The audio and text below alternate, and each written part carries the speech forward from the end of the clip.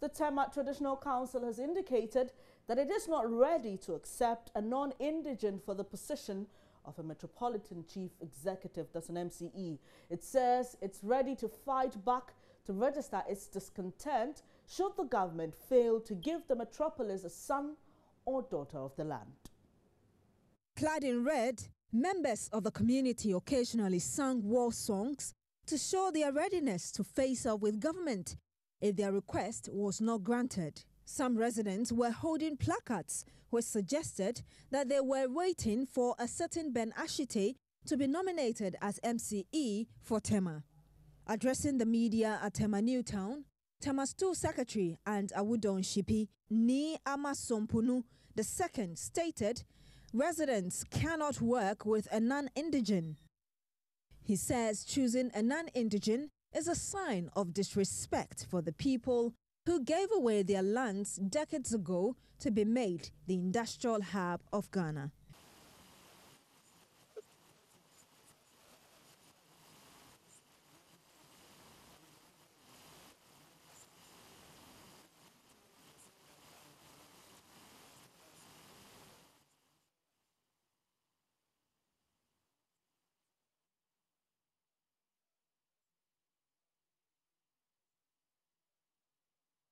Apologies for the loss in sound there, but police in the Ashanti region have beefed up security at the Regional Security Office less than a week after an attack on the coordinator, George Ejay. More than 200 men affiliated to the governing MPP attacked Mr. Ejay in their attempt to drive him out of the office. The men manhandled and pushed the security coordinator until the policemen who escorted the attackers rescued him. Now let's get the latest on this. I'm joined on the line now by a correspondent, Erastus Donko, live from Kumasi. Hello, Erastus. What can you report from the scene now? Well, I must say that your lead represents a situation that was at the weekend, but coming there today, there is no security at all. In fact, the RCC area is almost empty. When you head towards the office of the Regional Security Liaison Officer, we only have a few staff in there, but no security whatsoever at the office at the moment. The door to the office of the Regional Security Liaison Officer has been barred with wooden slabs. In fact, the louver blades that were broken and the furniture that was broken still remains as it is, as we speak. Now, Erastus, sorry to cut in, but do we know who put this wooden bar across his door? I understand that it was a temporary measure to ensure that nothing is lost in the office. Police have been there and they have ensured that the place remains a crime scene for them. And so it was done by the police and not by members of the group? I cannot immediately tell who exactly put those wooden slabs there. All right. All right. Erastus, we understand there was some development over the weekend, talk of arrests and all that. Tell me more about them. Well, the leader of the Delta Force, that's Nana Fosu, was arrested at the weekend, and I understand he has been granted bail and is supposed to assist the police in investigation. I'm also learning that yesterday we had some members of the Invisible Forces, another group, pro-NPP group, also went to Menchia. I spoke with their leader. He said they went to Menchia to present a petition to Tunfor indicating that they want George Ejay to be brought back to continue with his duties. I understand they had to retaliate and even also go to protest the way they treated Mr. George Ejay, but then they've been spoken to by some NPP functionaries, and so they have stopped that action. But I'm also learning that they've asked the Delta Force people, I mean the people who are controlling them, are asking them to file a petition to Tunfor indicating their protest, that they still do not want the man. They've also been asked to organize themselves, go to the seat of government and demonstrate. All these are behind the scene information that we're getting from deep throat sources. All right. right, Erastus, so the impression is that these two forces, the Invincible Force and Delta, are from the same party, and there seems to be some misunderstanding because they actually want a different person in there. Is that it? Exactly. And if you know the history of these vigilante groups in the Ashanti region, it started in the era of former mayor of Kumasi, Kofi Juma.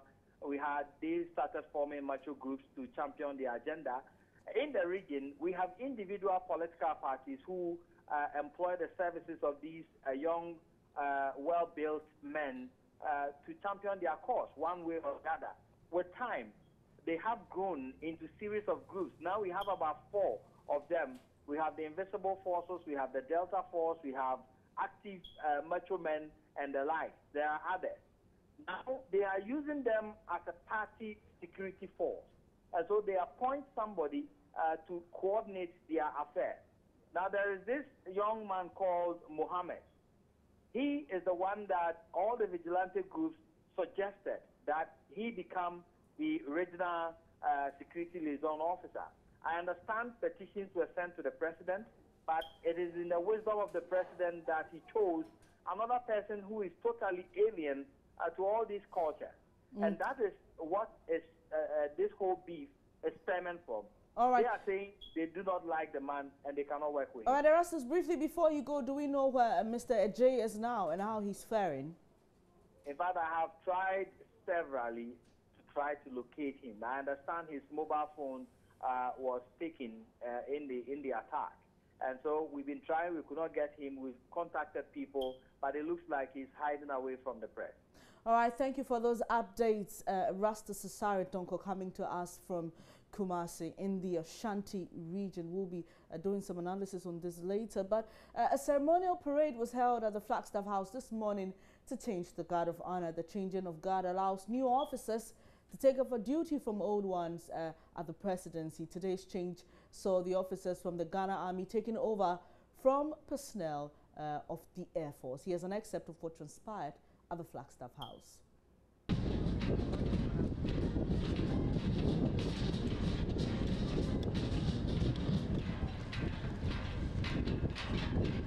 Thank you once again, Ghana Forces, Fiscal Training for the wonderful.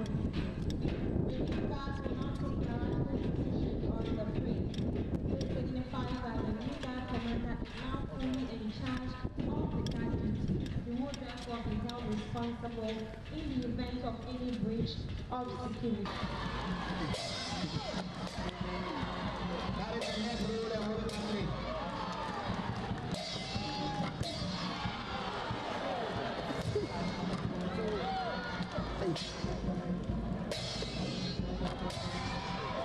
That is not the rule and what it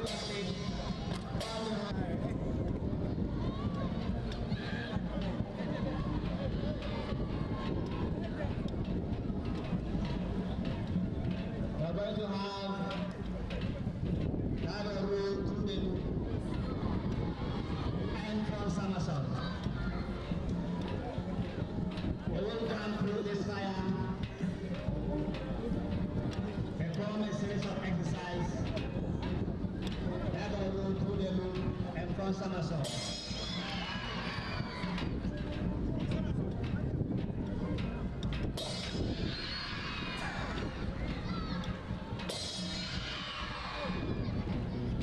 Come to an end of the gymnastic display. They will pay compliment and perform the scene.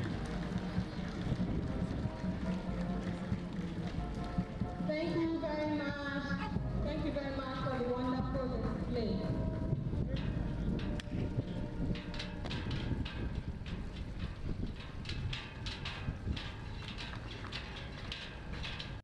That was an interesting flip and roll to end that display. Away from that, an Accra High Court has adjourned to April 5 the case involving 205 dismissed employees of the National Service Secretariat who maintain they were unfairly sent home by government. The Attorney General's representative, Ifua Abam, served notice of filing a motion for a dismissal of the suit, but asked for more time to react to the injunction application by lawyers for the dismissed employees. The dismissed workers who were employed in December last year had their appointments revoked by the new leadership of the Secretariat, who claimed their appointments did not follow due course. Dr. Abdul Basit Bamba, who represents the aggrieved workers, insists his clients were sent home without the just cause.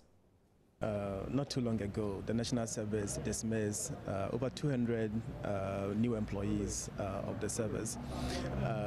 Now, some of these dismissed employees have instituted an action in the High Court, basically saying that by the Constitution, they are members of the public services of Ghana and they cannot be dismissed without just cause.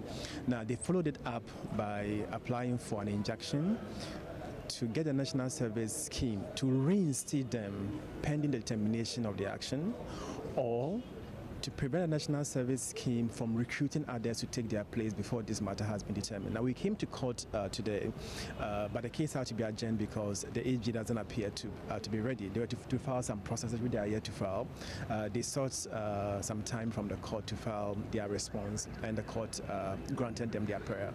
So is it your contention that your clients were illegally dismissed? Well, I don't want to go into the merits of the case. I mean, under our Constitution, if you have a grievance, you go to court. It's for the court to determine the matter. So we'll leave the issue of the merits of the case to the court. But the case of my client is simply that they cannot be dismissed without just cause. The Constitution is very, very clear that you cannot dismiss a public servant without just cause. And they think that that dismissal doesn't have any just cause, and that's why they are in court.